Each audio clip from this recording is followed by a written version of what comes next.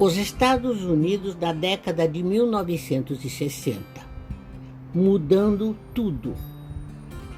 Jacqueline Bouvier Kennedy, a primeira-dama dos Estados Unidos, tinha um estilo muito chique. Sua elegância chamava a atenção e seus tailleurs, chapéus e penteado foram copiados ao redor do mundo. Mas parece que a frase de John Lennon, "The Dream is Over", da música God de 1970, "O sonho acabou", virou realidade. Porque o sonho acabou em meados de 1960, com o assassinato de Kennedy e o recrudescimento da Guerra do Vietnã. Os jovens americanos se viram forçados a embarcar aos milhares para a Ásia. O patriotismo, que no início era a força, começa a se modificar quando os primeiros vídeos chegam pela TV. É a primeira vez na história que uma guerra entra na sala de estar das pessoas na hora do telejornal. Os noticiários da Segunda Guerra Mundial passavam no cinema e eram muito defasados. Agora, os fatos chegavam com diferença de apenas algumas horas. Foi um choque de realidade e os protestos começaram, primeiro timidamente, depois tomaram conta da nação. O sonho havia terminado, a realidade era muito sombria e os jovens se tornavam cada vez mais revoltados e contestadores. Ainda que fatos como a chegada do homem à Lua em 1969 tenham desviado a atenção por algum tempo, a grande inquietação da juventude estava cada vez mais forte. O movimento hippie fortalece e se vê representado num festival realizado na pequena comunidade de Woodstock. O festival de música, que esperava abrigar alguns milhares de jovens, se vê invadido por centenas de milhares deles, ao som de Jimi Hendrix, Joan Baez, Janis Joplin, The Who. Milhares de jovens se entregaram a sexo, drogas e rock and roll e ao protesto. Foi o início da maior manifestação da década, que culminou na capital americana, Washington, com milhares e milhares de pessoas ocupando todo o espaço das praças e avenidas que rodeavam a Casa Branca, no mais explícito processo contra a guerra que os Estados Unidos viram em toda a sua história. A beleza arrumada e impecável da década está em perigo. Os jovens que protestam aderem ao estilo oriental indiano com batas brancas, saias longas e coloridas ou as roupas de brechó. Os cabelos são compridos e lisos. A roupa estruturada começa a dar lugar para o étnico.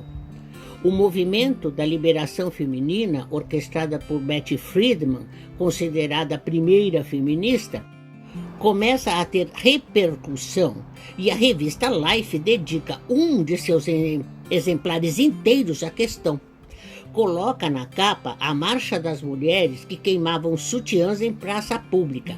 A queima simbólica dos sutiãs era uma das armas das jovens que queriam mais liberdade e menos machismo. A pílula anticoncepcional dava agora à mulher uma liberdade sexual que ela jamais tivera, mas a sociedade continuava combatendo essa liberdade. Igreja, pais, comunidades se sentiam ameaçados e reféns dos jovens coloridos que pregavam paz e amor, que não queriam guerra e nem seguir mais as regras do passado. Por isso surgiram as comunidades alternativas, onde os jovens se reuniam para viver sua liberdade em paz. A Califórnia foi o estado que melhor recebeu e definiu esses jovens. As grandes comunidades hippies estavam ao redor de São Francisco. Os Beatles, pouco antes de se separarem, aderiram à cítara. Trazem Ravi Shankar, um músico indiano de peso, para gravar com eles. Vestem roupas indianas e se identificam cada vez mais com os jovens protestadores e pacifistas. A moda segue a tendência indiana cada vez mais. Com a permissividade como tônica e as comunidades hippies ganham força a cada dia, assim como as religiões orientais, os gurus, e a paz, o amor e a meditação. Havia de tudo, muito haxixe, rock and roll, música de protesto, música de cítara, comida natural, roupas indianas e total negação ao sistema estabelecido. Todo cuidado com a maquiagem, os penteados duros de laque, as mini saias e as meias arrastão começam aos poucos a dar lugar ao estilo sujinho. Não para todos, é claro, mas para uma boa parte dos jovens contestadores que acabam caindo nas graças das arrumadinhas, que no fundo sentem-se atraídas mais pelos trajes do que pelos protestos. Elas começam a usar os acessórios e a moda oriental, mas compram em boutiques caras, que aderem ao estilo rapidamente. O étnico, o oriental, passa a fazer parte do vestuário dos jovens universitários e a calça jeans volta ao guarda-roupa cada vez mais desbotada e mais rustida. Batas indianas de jeans parece ser o uniforme da geração mais jovem. Essas jovens, fascinadas pela moda oriental, aderem a saias longas de batas complementadas por centenas de acessórios de inspiração indiana, mas são chamadas de hippies chiques. Não contestam nada, apenas aderem ao flower power, o poder da flor, colocando flores dos cabelos. Os jovens da geração Paz e Amor costumavam colocar flores nos fuzis dos guardas que tomavam conta das grandes manifestações contra a guerra. As hippies chiques não declinam o uso de muita maquiagem, cabelos longos divididos ao meio e uma fitinha presa ao redor da cabeça. A frase preconceituosa, cabelos longos, ideias curtas, era proferida pelos mais velhos que relutavam em aceitar o comportamento dos jovens. A saudação em V, com os dedos indicador e médio levantados, significava paz e amor. O lema dos vikings que quase todo jovem fazia questão de usar. Os cabelos masculinos estão na altura dos ombros, para os que contestam e recebem as influências hippies. Em geral são lisos, divididos ao meio ou amarrados para trás com o rabo de cavalo. O mais interessante dessa época foi a marca que deixou como uma época maravilhosa, algo inexplicável, desejado por quem não viveu o período. As batas continuam em vitrines de lojas de moda casual e existem pessoas que parecem não conseguir largar o hábito da roupa folgada, desestruturada, vestindo-se como se estivesse no final da década de 1960 até hoje. Outros mantêm o rabo de cavalo masculino. Creio que nenhuma década do século XX deixou tantas marcas e mitos quanto a década de 1960. A barba dos revolucionários também fica na moda. Che Guevara é um herói reverenciado a ser imitado.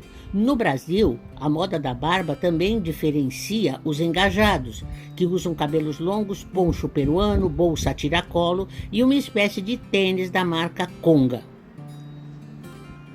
Eram os universitários engajados que mais tarde seriam perseguidos pela ditadura militar e apelidados de Geração Poncho e Conga. A mitologia sobre os anos 1960 tem muita lógica, porque foi uma década extremamente forte e criativa.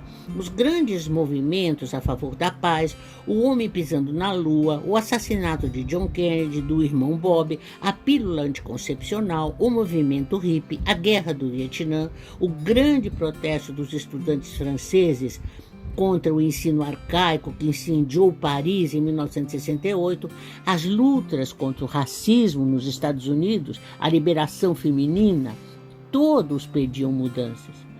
Temos concentrado em 10 anos fatos que demorariam muitas décadas para serem discutidos e avaliados. Tudo acontecia ao mesmo tempo. No Brasil, tivemos a Revolução de 1964, que acabou em ditadura militar. Por todo o planeta, a década de 1960 foi marcada por mudanças. Depois de 1968, com o Festival de Woodstock, nada mais seria visto da mesma forma. Foi um divisor de águas que sepultou pensamentos, atitudes e crenças que vinham sendo mantidas por vários e vários séculos. A mulher dá os primeiros passos para sair da Torre de Marfim e começa a tomar de volta seu status perdido no início da Idade Média. Todas as conquistas que temos hoje, ecologia, alimentação saudável, medicação natural, pacifismo, liberdade feminina, volta à natureza, pílula anticoncepcional, liberdade de expressão, tudo foi plantado na década de 1960. O Brasil musical e militar, da década de 1960. No Brasil, a década de 1960 teve uma das mais férteis produções musicais, os mais inspirados poetas e intérpretes, movimento de juventude, movimento de contestação e a mudança política que trouxe a ditadura. Foi a época dos festivais da música popular brasileira, das alegres tardes de domingo com a Jovem Guarda e a chegada dos tempos negros da censura e prisões. A moda estava exatamente igual à de Londres. As jovens brasileiras usavam mini-saia e vestidos tubinho, os cabelos arrumados e cheios de laquê, mais tarde cortados como os de Twig, e a mesma maquiagem multicolorida como mandava a tendência internacional. Foi a primeira vez, porém, que um grupo de cantores brasileiros inspirou completamente a juventude a se vestir, se pentear e usar os mesmos acessórios. A Jovem Guarda, o Roberto Carlos, Erasmo Carlos e a ternurinha Vanderleia, lançou moda no Brasil. Medalhões, cintos, jaquetas, calças, penteados e acessórios foram consumidos pelos fãs que dessa forma se sentiam mais próximos de seus ídolos. Foi algo inédito no Brasil. Um trabalho de marketing dos publicitários da agência Magal de Maia e Prosperi. Muito bem feito, sem dúvida. A Jovem Guarda era uma marca, uma grife. Foi o momento certo, quando a TV começa a ser referencial para penteados e roupas. Mesmo em preto e branco, influencia muito. A garotada dos 11 aos 17 estão em casa aos domingos assistindo ao programa que mantém esses adolescentes em delírio total na frente da TV. Quem conseguia ingresso ia ao Teatro Record, onde o programa era gravado. O interessante de tudo isso, o governo militar em 1964 não colocou foco na Jovem Guarda porque os jovens dos programas não estavam nem um pouco engajados em vestir camisetas de Che Guevara e ouvir músicas de protesto. Eles eram tão iê que não ofereciam perigo. E o paradoxo é que o nome Jovem Guarda havia sido inspirado na frase de Lenin: o futuro pertence à Jovem Guarda porque a velha está ultrapassada. Os jovens engajados se voltaram para O Fino da Bossa, o programa comandado por Elis Regina e Jair Rodrigues, e que reunia a fina flor da música brasileira.